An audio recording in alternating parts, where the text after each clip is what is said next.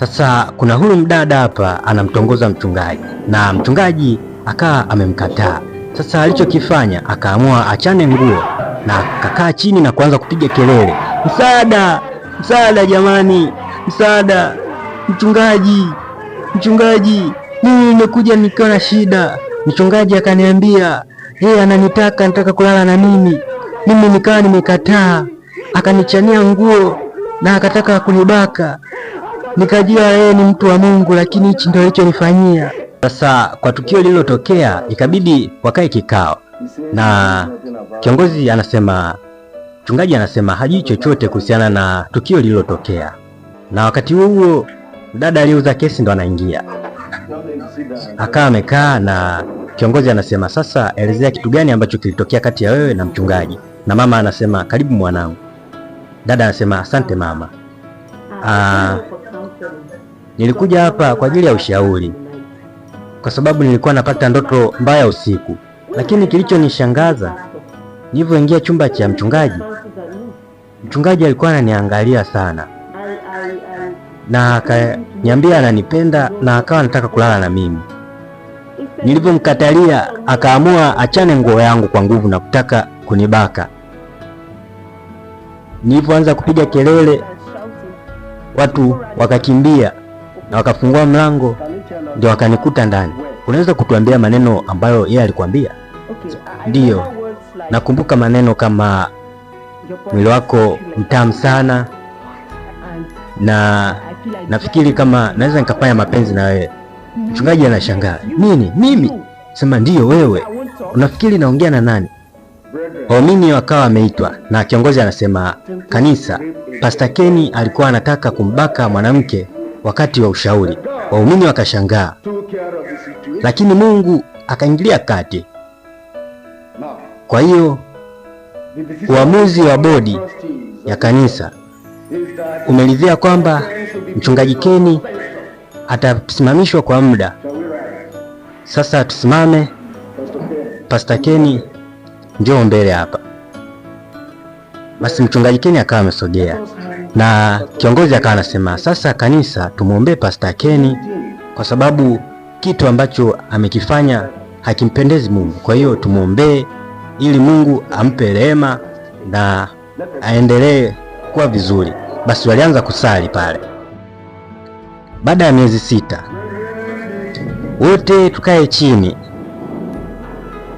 Waumini, nataka kuambia kwamba kanisa limeamua kumrudisha mchungaji Ken.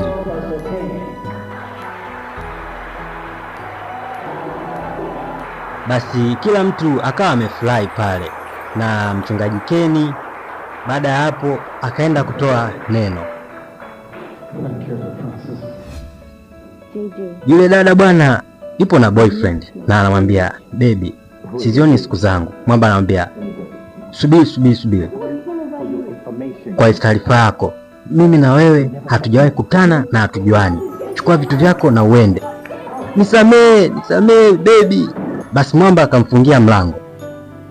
Dada akawa anavaa belti kwa ajili ya kuziba tumbo ili asijulikane kama ana mimba.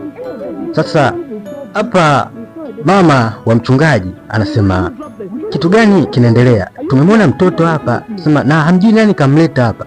Ndio, hatujui, lakini pia tumeona kuna barua juu ya huyu mtoto, na hii barua inaonekana inaenda kwa mchungaji Ken. Basi mama akawa amembeba yule mtoto akawa ameingia naye ndani. Mchungaji Ken amekaa shangaa, anasema hicho ni nini? Anasema kuna huyu mtoto hapa ametelekezwa hapo nje ya geti. Anasema sasa kwa nini umemleta humu ndani? Anasema kuna barua nimeiona hapa na hii barua inaonekana inakuja kwako. Mchungaji Ken akawa anaifungua ile barua na akawa anaisoma. Barua ile ikawa imeandikwa hivi: hiyo ni mazao ya uhusiano wetu. Ulinitelekeza mimi, lakini huwezi kumtelekeza mtoto. Huyo ni damu yako mwenyewe. Naomba umlee vizuri, wako mpenzi. Akasema, Mungu wangu. Mama mchungaji anasema, nini? Kwani imeandikwaje? Akaichukua akaisoma. Mchungaji anasema oh, Mungu wangu. Habari zikawa zimefika kanisani. Kiongozi anasema wote tunakumbuka siku kadhaa zilizopita huyu mchungaji Ken alikutwa na hatia ya kutaka kumbaka mwanamke na alipewa, na baadaye alitubu akasamehewa baada ya kutumikia adhabu yake na alirudishwa kwenye nafasi yake. Lakini leo mchungaji huyu amejiingiza kwenye jambo lingine baya zaidi. Amempa mimba mwanamke na amemtelekeza. Yule mwanamke baadaye alichoamua, baada ya kuzaa mtoto, ameamua kumleta nyumbani kwa huyu mchungaji. Na wote tunajua kitu gani kibaya ambacho na picha mbaya ambayo anaileta kwenye hili kanisa. Mchungaji anasema tafadhali kiongozi, kwa nini mnachukua uamuzi kabla hata ya kunisikiliza mimi? Mama kanisa akawa amesimama, anasema mchungaji, bado unadanganya. Yaani mbele ya waumini wote hawa na mbele ya Mungu hapa bado unadanganya. Oh, Mungu wangu. Inamaanisha moyo wako umekuwa ni mgumu kiasi gani? Mungu msamehe. Mungu msamehe mchungaji. Sema mchungaji Ken, licha ya ushahidi wote huu juu yako bado unakataa. Kwa nini unakataa na unajua ni ukweli? Kiongozi mkuu anasema kanisa, bodi ya kanisa hili imeamua kufanya uamuzi wa kumtoa huyu mchungaji, na kuanzia leo sio muumini tena wa kanisa hili. Upo huru kuondoka sasa nyumbani. Sasa mke wa mchungaji anamwambia Ken,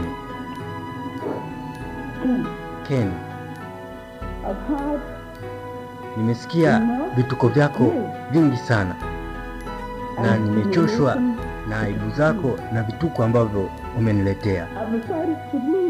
Sasa nimeamua naondoka na kuacha na maisha yako. Basi mke wa mchungaji akamwacha mchungaji akaondoka, na mchungaji akabaki na yule mtoto aliyeletewa pale getini.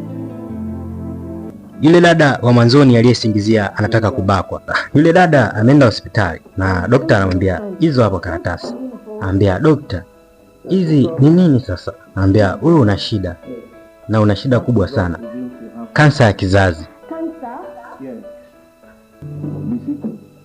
Kanisani sasa kule alikofukuza ule mchungaji, kiongozi anasema sasa tatizo ni nini? Anasema kuja kuomba msamaha kwa makosa ambayo niliyafanya hapa kanisani. Jina langu ni Lita, nadhani ninyi wote mnanifahamu. Anasema ndio, sura yako sio ngeni. Wewe si ndio yule mdada uliyesema mchungaji alitaka kubaki? Anasema ndio. Ile ilikuwa sio kweli, ilikuwa ni kutunga, ndio maana nipo hapa. Nilidanganya kila kitu kuhusiana na yule mchungaji, hakunifanyia chochote. Sema ulidanganya? Ngoja, acha utani, tupo serious. Kweli ulidanganya?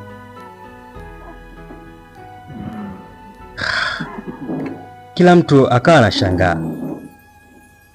Sasa mwamba akasimama akasema, watu wa Mungu, nataka kuwaambia kitu kilichofanya sisi tutoke Abuja mpaka tuje hapa.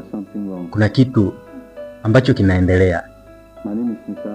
Mimi naitwa Mr. Adam na nimemwoa hapa Miss Kabao, na kwa miaka miwili yote tuliokaa hatukuwa na uwezo wa kupata mtoto, lakini baadaye nilipokuja kugundua kwamba kuna uongo aliwahi kumsingizia mchungaji wa kanisa la hapa, nikaamua tufunge safari tuje ili tuombe msamaha, kwa sababu vipimo vinaonyesha hana uwezo tena wa kushika ujauzito.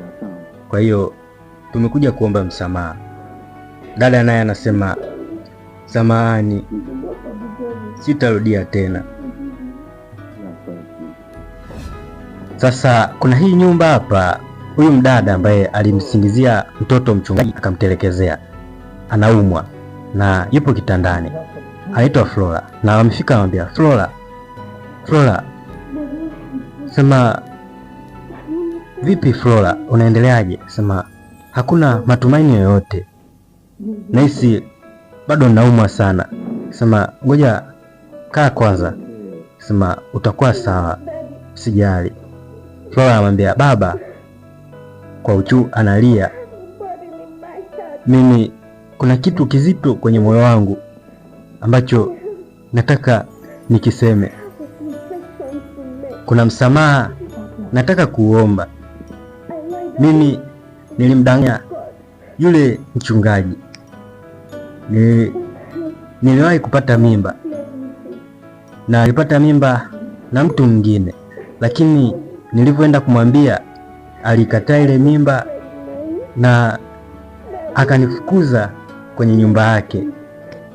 Kwa hiyo nikawa sina kwa kuipeleka, na kwa kipindi kile sikuwa na uwezo wa kulea mimba.